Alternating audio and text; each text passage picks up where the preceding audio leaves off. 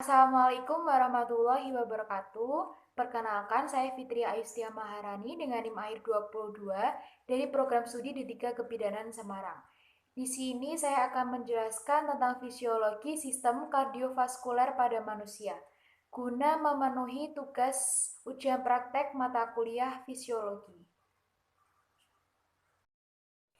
Sistem kardiovaskuler atau sistem peredaran darah adalah suatu sistem organ yang membantu mengedarkan darah ke seluruh bagian tubuh.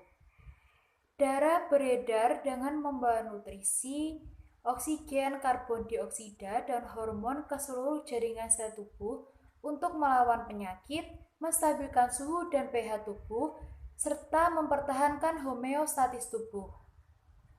Sistem peredaran darah sendiri dibagi menjadi dua. Yang pertama, sistem peredaran darah besar atau sistem peredaran darah sistemik.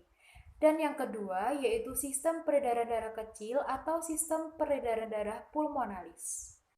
Yang pertama, yaitu sistem peredaran darah besar atau sistem peredaran darah sistemik. Sistem peredaran darah ini membawa darah kaya oksigen dari jantung ke seluruh tubuh, lalu kembali lagi ke jantung. Sirkulasi dari sistem peredaran darah ini yaitu dari jantung bagian bilik kiri, lalu ke aorta, lalu ke arteri, lalu ke kapiler seluruh tubuh, lalu ke vena, dan kembali lagi ke jantung serambi kanan. Yang kedua yaitu sistem peredaran darah kecil atau sistem peredaran darah pulmonalis. Sistem peredaran darah ini membawa darah yang mengandung karbon dioksida dari jantung ke paru-paru lalu kembali lagi ke jantung. Sirkulasi dari sistem peredaran darah ini yaitu dari jantung bagian bilik kanan, lalu ke arteri pulmonalis, lalu ke paru-paru, lalu ke vena pulmonalis, dan kembali lagi ke jantung bagian serambi kiri.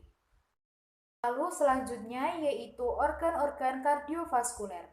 Yang pertama ada jantung, yang kedua ada darah, dan yang ketiga ada plasma darah. Yang pertama adalah jantung. Jantung merupakan salah satu organ vital manusia yang berfungsi untuk memompa darah ke seluruh tubuh. Jantung terletak di bagian kiri rongga dada. Yang kedua yaitu darah.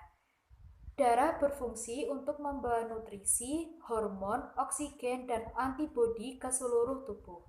Selain itu, darah juga membantu membawa zat beracun dan sisa metabolisme seperti karbon dioksida untuk dikeluarkan dari dalam tubuh. Darah manusia sendiri terbagi dari beberapa bagian. Yang pertama yaitu plasma darah, dan yang kedua yaitu sel darah merah atau eritrosit. Yang ketiga, sel darah putih atau leukosit, dan yang keempat yaitu keping darah atau trombosit. Yang pertama yaitu plasma darah. Plasma darah adalah cairan yang tidak memiliki warna atau transparan. Plasma darah membawa zat-zat penting seperti antibodi, hormon, dan protein. Yang kedua yaitu sel darah merah atau eritrosit yang bertindak sebagai pembawa oksigen dan karbon dioksida ke seluruh tubuh. Yang ketiga yaitu sel darah putih atau leukosit yang merupakan komponen terpenting dari sistem kekebalan tubuh yang berfungsi untuk mendeteksi benda asing yang berbahaya bagi tubuh.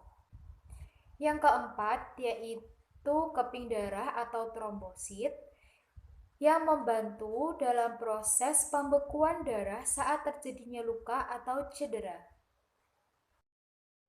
Bagian dari sistem kardiovaskuler yang ketiga yaitu pembuluh darah. Pembuluh darah berfungsi untuk mengalirkan darah dari jantung ke seluruh organ dan jaringan tubuh.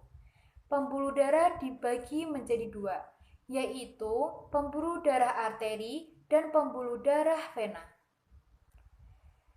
Arteri adalah pembuluh darah yang bertugas membawa darah kaya akan oksigen dari jantung ke seluruh organ dan jaringan tubuh, kecuali pembuluh darah arteri pulmonalis.